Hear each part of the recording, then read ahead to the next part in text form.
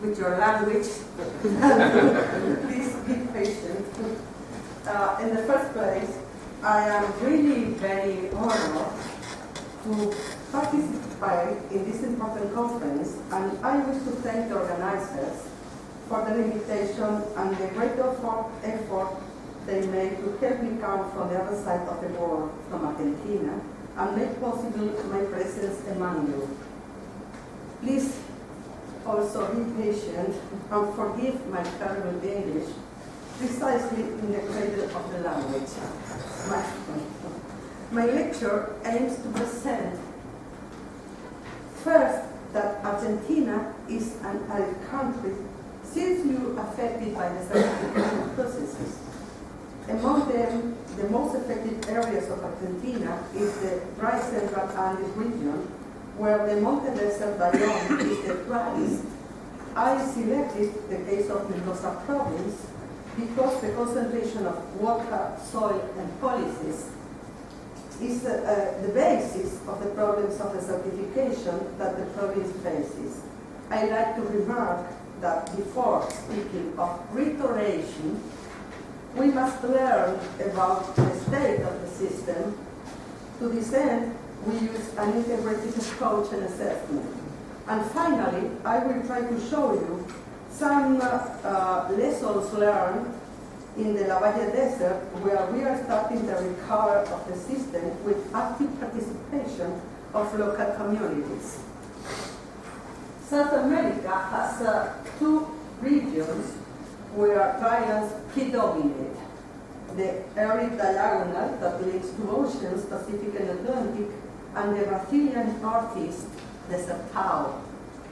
Argentina lies in the southern part of South America, formed mostly by the mountain range shadow desert, the east of the Andes range. Argentina, in this context, is one of the most affected countries and must be classified as an arid country, subject to severe desertification processes. 2/3 of Argentina are drylands, affected by different levels of desertification. This means we are ranked as the 9th country in the world due to the extent of our deserts. Drylands comprise 75% of the territory and 270 million hectares and provide 50% of the agricultural and livestock production. 60 million hectares show moderate to severe erosion processes, and the desertification analysis in these regions at a rate of 650,000 hectares per year. Drylands provide 12% of the total surface water resources, and productive activities are developed in the oases, 1.5 hectares. Nearly 40% of the oasis areas shows salinization and waterlogging. Over the last 75 years, the natural forests have been depleted by 66%. Extraction of timber, fuelwood, and charcoal, overgrazing and clearing for crops and livestock rearing are responsible for this large-scale logging of trees. The rate of deforestation is estimated in approximately 850,000 hectares per year, a rate that will lead us to the total loss of this valuable resource by the year 2036. As for biodiversity, 40% of the animal and plant species of the marginal regions are endangered. 33% of the total population, 9.5 million people, is affected. The people are plunged into poverty and forced to migrate. Land tenure contributes to worsening deterioration processes, and problems such as absenteeism, low primary productivity, marketing difficulties, and scanty productive alternatives put pressure on the desertification processes. In Argentina, the urban population reaches 84%. One of the main desertification problems is the one generated by the anarchic expansion of the cities over fragile lands and desertification on the outskirts of the urban areas. The main desertification processes respond to the same causes as in anywhere else: overgrazing, deforestation, clearing, non-sustainable agricultural practices, urbanizing processes, expansion of the agricultural borders, mismanagement of water, impoverishment of the population, always as a combination of human overuse on fragile ecosystems. These images show some of the most widespread processes in the country in different ecosystems. This is the Fiambalá Valley, an agricultural oasis buried in a sea of sand dunes due to deforestation of the upper part of the watershed and because of the deepening of the riverbed due to torrential floods. This is our own dust storm. This is, but it is very recent. The one spectacular example, the southwest of Buenos Aires province, a semi-arid ecosystem cultivated under the same conditions of the wet pampas. The outcome is soil blowing and encouragement of producers. They are really the same processes than the old dust bowl in North America. Mount Aconcagua is also affected by desertification. In this case, the drying up of high-altitude wetlands produced by the works to supply water to the custom house facilities in Orcones. And Iguazu Falls shows sediments coming from land deforestation in the south of Brazil.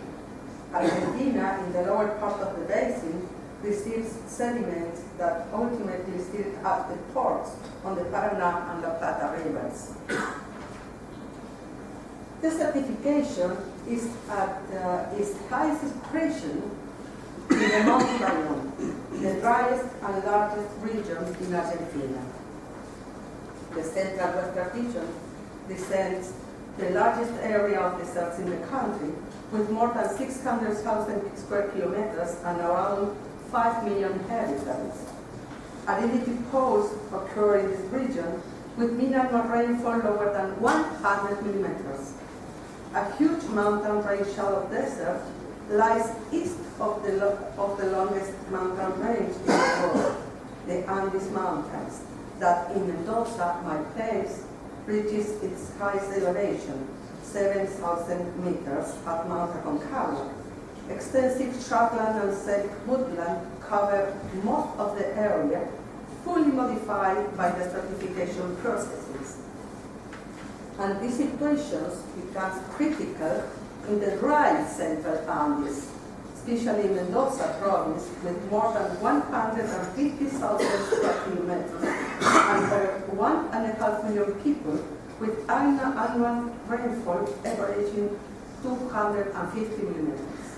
Mendoza City is a medium-sized city located in the Andes Piedmont, surrounded by large irrigated areas, oases, whose economy depends on the underlying rivers. The rivers have generated soils that support the production oases and have allowed them to overcome climatic limiting factors through irrigation. Arid and semi-arid zones show a marked heterogeneity ranging from the Andean Desert with the highest peak in America to the vast alluvial plain in the east at least than 100-meter elevation. Water receives glaciers and perennial snow ensure a regular water supply by generating rivers with permanent water volume that feed the extra-Andean drylands, a water supply that makes productive oases and aquifer recharge possible. The glaciers are retreating, affected by climate change, and this brings great uncertainty about the water supply. The human population is largely concentrated in the oases, where irrigated land is farmed. The oases cover 3% of the territory with 95% of the population. And the main contribution to the provincial economy is made by vineyards and the wine industry. Surrounding the green islands of the oasis in the desert landscape, while extensive livestock is practiced in the practically inhabited drylands, with people living on subsistence economies that fail to fulfill their basic needs, are the deserts. Among the main desertification processes in the region are macroeconomic public policies that resulted in a deep territorial imbalance and social inequity through the development of cultivated drylands at the expense of non-irrigated drylands. Extraction of the natural and social capital of non-irrigated drylands for development of the oases and cities, with the consequences of logging off the dry chrysotis woodland, drying up of wetlands, poverty of productive people relegated to subsistence activities, extensive goat grazing, with no infrastructure, services, or access to water, and also the synergies with climate change, glacier retreat. A profile at 30 degrees latitude south of in Mendoza City shows the Andes range with its sources of water, and the Mendoza's oasis with its irrigated vineyards and the city.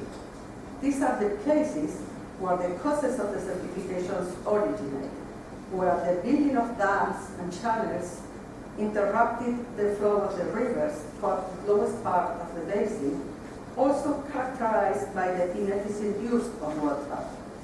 And beyond the isolated patches of the oasis lies the non-irrigated drylands, the desert, which we call our invisible space, has been neglected by politicians and decision makers.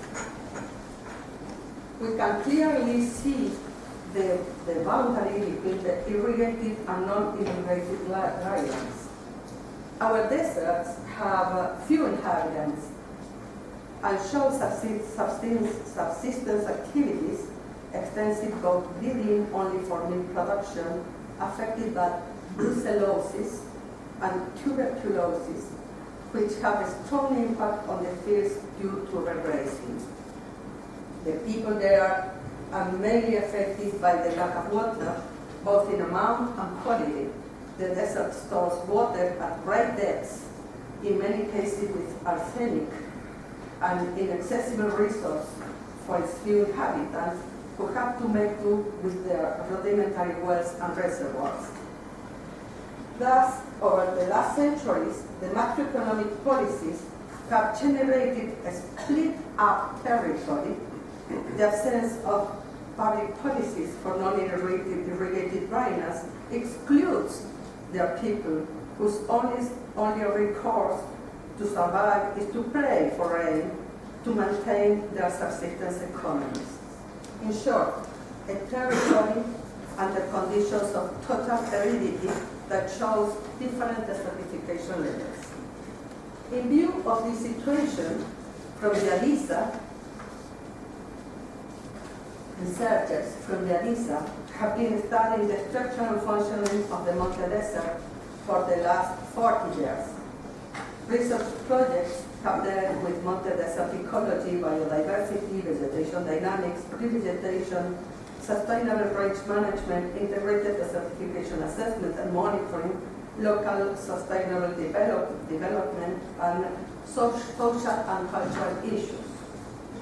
To meet these goals, the IADIZA administers the Biosphere Reserve of Ñacuñán MOP program, which in practice has functioned as an observatory of knowledge of the Monte Desert, and also promotes the protection of the native woodland of Chrysotis. As an experimental area of the Biosphere Reserve, El Divisadero Cattle Range Experimental Station is used for the study of sustainable range management on native grasslands or knowledge transfer to producers. efforts have been centered on the LADyOT Desert, located in the northeast of the province, in the heart of the Monte Desert. This desert receives less than 100 millimeters of mean annual rainfall. A few images are worth more than 1,000 words. So, for you to get familiar with this environment and its people, I am going to show you a short video illustrating the condition of the desert.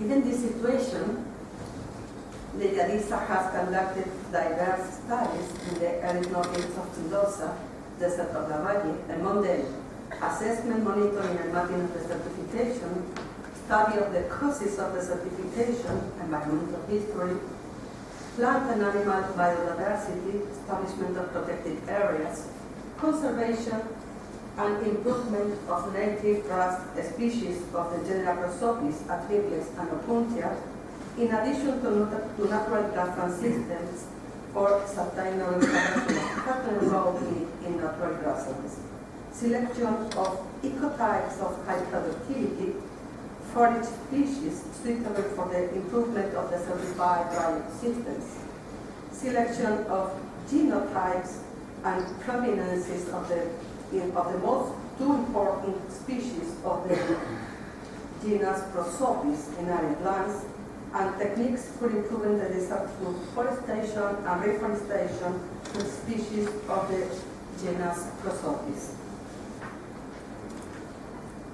Over the latest years, a strong participatory approach has been added to these scientific activities to contribute to the empowerment of local populations and to raising awareness in the people.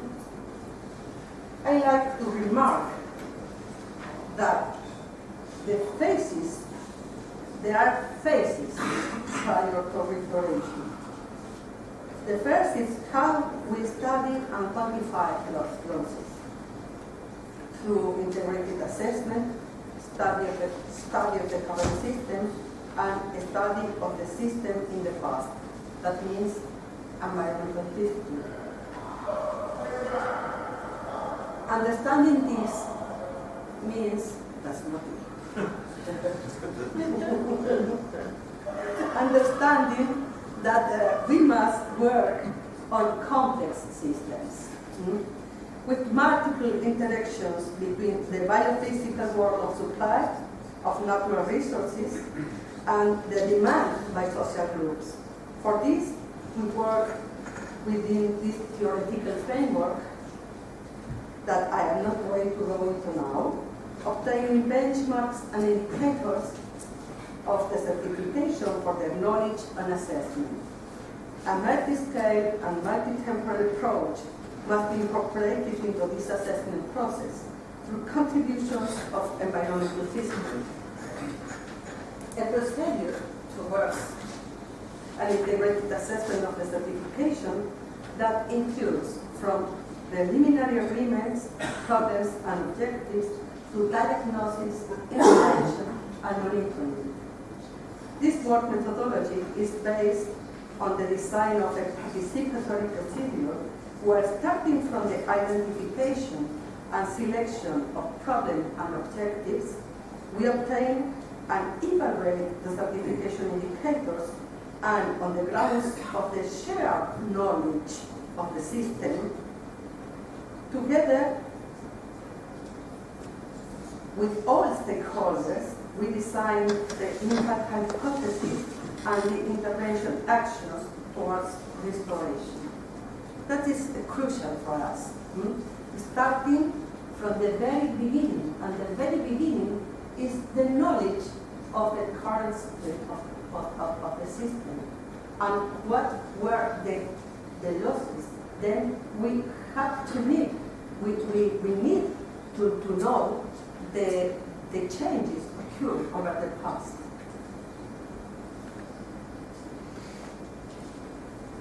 The methodology starts by studying the current degradation state of the system. Integrated assessment involves the study of the surface and subsurface water resources and vegetation parameters based on field surveys, satellite images, laboratory analysis, and geospatial analysis. It also involves edaphic, geomorphological, and socioeconomic characterization. It is essential to set up enclosure and control plots to observe the recovery of natural vegetation. What we can never forget is that desertification, just like any other environmental issue, has a spatial and temporal dimension that dynamically relates supply and demand of resources, a relationship that acquires different features over time. To know about the past ecosystem, we obtain leader indicators to identify the changes occur between the current and the initial state of the system. In this case, changes of river courses, drying up of wetlands, retreat of the native prosopis woodland, and migration and the desertion of human settlements. We rely on the analysis of historical documents to understand the variation in the selected indicators. In this case, the change of the river network across the river plain since colonial times, with Jesuit maps from the English General Archive in Seville, Spain. One of the effects of migration and intensive use of rivers in the high and middle river watershed is the drying up of wetlands in the desert. Several important wetlands, many of them Ramsar sites, especially in the margins of the low basin, supporting great biodiversity. The use for irrigation of the water rivers has stopped their course, and now they are mere sand rivers that no longer carry water, with the logical outcome of wetland drying. Another critical process we study with the contribution of an environmental history is the logging of the native woodland. Between 5 and 15 meters depth, the water table feeds the dry open mesquite woodland, which deserves particular attention because of its importance to the population. To the present day, it has practically disappeared. Studies we have conducted on environmental history show the decline of the woodland in the desert. It was cut down and used to build the viticulture and wine-growing oases. This wood from the desert has been used in the oasis as vineyard poles and plots. Such studies are important when development policies are defined to restore the lost capital of the desert. Knowing the structure and functioning of the current system and what was lost by degradation of the initial system allows us to make progress in restoring the system. Then we pass from research to action. Working together with local populations, we are achieving an integrated proposal for local development and combat of desertification and poverty based on the endogenous resources of the territory. A research action program oriented to restoring goods and services of the system, generating local development strategies, diversifying production, combating desertification, hunger, and poverty in the Lavalle Desert Mendoza. Because the area is highly representative of the natural social conditions in the drylands of the Monte Desert, the proposal has a great likelihood of replication in other similar environments. The intervention strategy is based on an attempt to combat desertification, reducing the factors of pressure on the territory, and optimizing the local food production by incorporating techniques allowing capitalization of knowledge and traditional practices. In this way, we are recovering goods and services and increasing the system resilience. The productive activities in the current pastoral system are characterized by use of goat livestock at family scale, excessive number of goats, extensive grazing techniques, land under the process of desertification, plus severe problems of land tenure, health problems in herds, scarce drinking water, plus arsenic contamination. Litter is not used, milk is not produced, and actually the goats are only a device to produce manure, which is the most looked for product, and this leads to overstocking, overgrazing, and worsening of health production.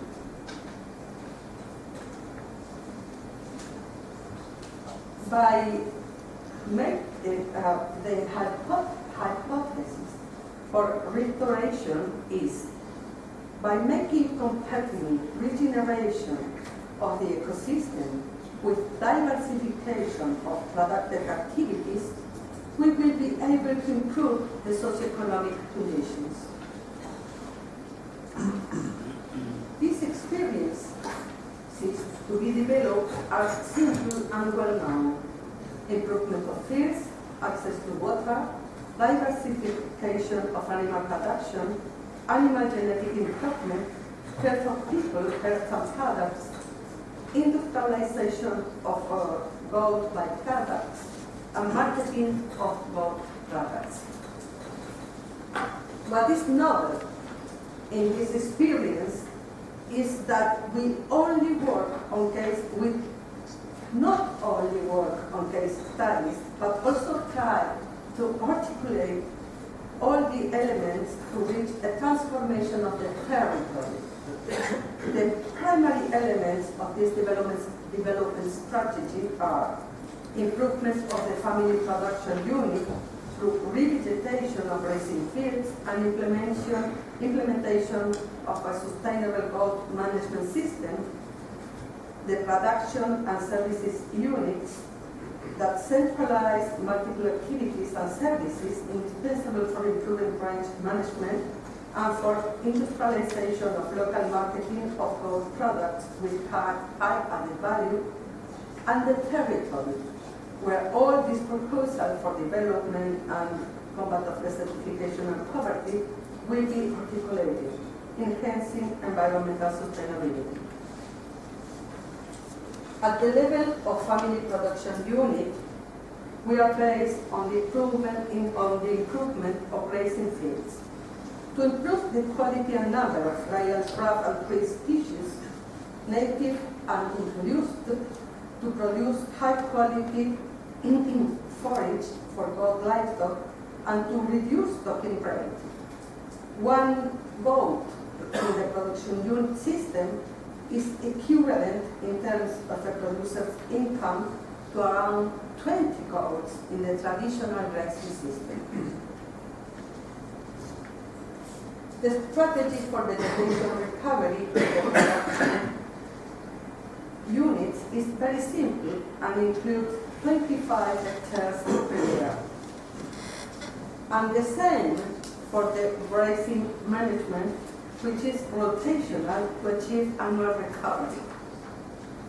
The plant species used to improve the status of the ecosystem are basically atriplex. Canescens and lampa are native and numularia is introduced. And prosopis, chilensis and flexuosa, genetically improved to speed up growth and productivity, and Opuntia ficus indica, introduced from Mexico, that has high fodder value and is used as material for fencing. Bucket wells and reservoirs are improved with simple technologies that use solar power. Also, we develop nurseries with native and introduced species. The goal of the program for animal health is improving the herd in order to break the cycle of diseases transmission, primarily brucellosis, and minimize the risk of disease introduction, thus evolving the risk of the risk of having the milk contaminated. For this purpose, genetic improvement is essential to preserve the rusticity of the Trinidad goat and achieve greater capacity for the production of milk. At territory levels, livestock production continues to be a valid alternative for drylands. The challenge is to incorporate deserts into economic production circuits, closing the production cycle in situ, production, transformation, and marketing in a sustainable manner, of course. The main structure for diversifying animal production is the production of services unit. Its primary functions are to centralize the production of milk and byproducts, to secure services to the family production units related to crop service, livestock, recovery of the ecosystem, recovery of traditional knowledge, and incorporation of technological innovation. The project includes one main unit and 2 satellite units. This is a sequence of the model we intend to implement from the production units in the rising fields, which contribute paddle goats to the unit, to how the unit contributes to improving the fields, and how healthy products are introduced in the market.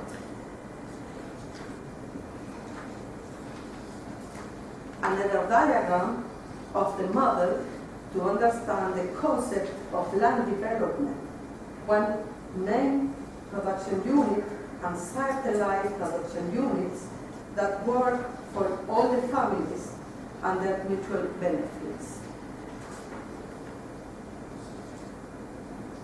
And to end, we are starting to work with our first cooperative. This proposal was awarded a mention of honor from the competition for rural development in Latin America. To conclude, to me, the heart of the restoration includes a deep knowledge of the system with the implementation of an assessment and monitoring system, the design and implementation of restoration processes with participation of all with local communities and governments. And to be able to go beyond the case studies and extend the experience across the territory. To me, this is the only way to start deep transformations. Thank you very much.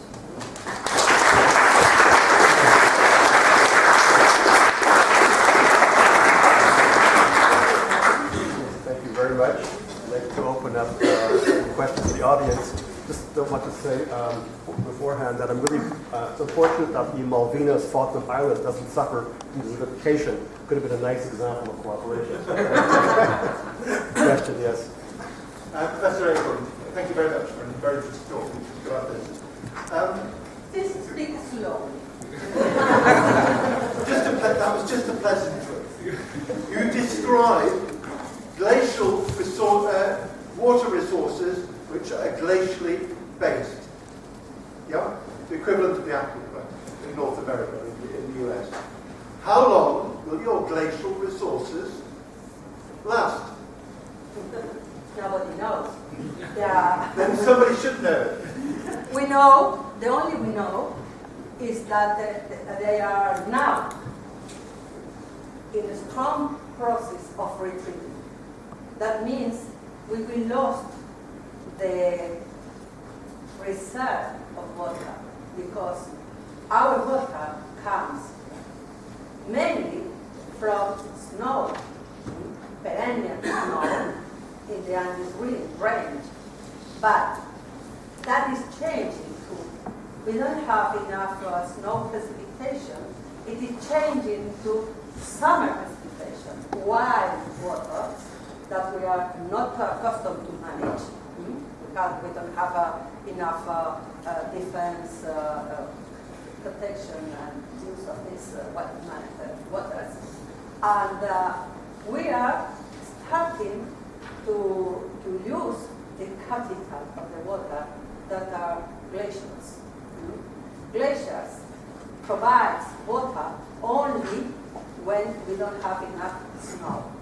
And that's very, very dangerous. Glaciers are retreating. The basins are very different, the basins.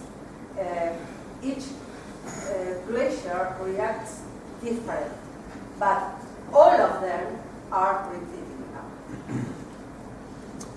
Question, Rubio, Mr. Rubio. Thank you. Thank you for your presentation.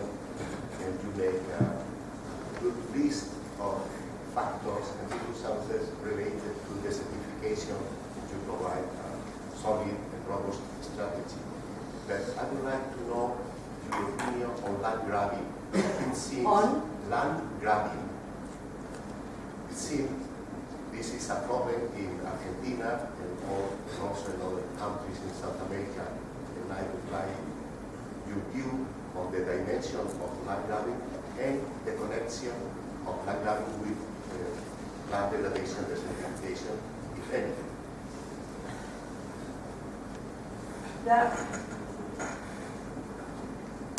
¿Cuál es la exacta traducción de land grabbing? Compra de tierra. Sí. Thank you. I was starting to invent something. There is a real problem in Argentina now. The lands are of the frontier in the Andean range are, ¿cómo se dice comprar? Are bought by external enterprises, multinational ones, mainly from Malaysia and China, and we are starting to organize a legal reaction law against this. But I'm also in Patagonia. We have this problem, and there are now a legal protection about this process that is very dangerous not only for the land management but the sovereignty of the country, because it's the same process in the frontier of Argentina and in the frontier of Chile, in the border of Chile and Argentina. Then we have, at this time, great parts of our Andean range, that is our reserve of water for Argentina and Chile, in the hands of private enterprises. And that's very dangerous. Mining. May I ask a question? You mentioned that 83% of the Argentinian population is living in urban areas. Yes, you mentioned that 83% of the Argentinian population is urbanized. There's a move to disperse them. So what is the carrying capacity of the lands that are to be opened or developed if they move into agriculture, etc., farming? Because has there been a survey or an assessment then as to how many people can the land support? Then we know how many people to let in, or the government should intervene. Has there been anything like that? I think it is not a solved problem, because the real problem is that people are moving. Excuse me. Okay. People are moving from the drylands to the cities in a model, in a very well-known model. And at first, from the countryside to the intermediate cities, and after that to the capital of the provinces and the capital of the country. Our capital, Buenos Aires, has nearly, I don't know now, but nearly 20 million people. And we have inhabited drylands with less than half an inhabitant per square kilometer. And the problem in the drylands is the absence of population, but this population had to migrate because of poverty and because of land degradation. And now we have in drylands processes like you told us about the expansion of the agricultural frontier boundary that with the soya production.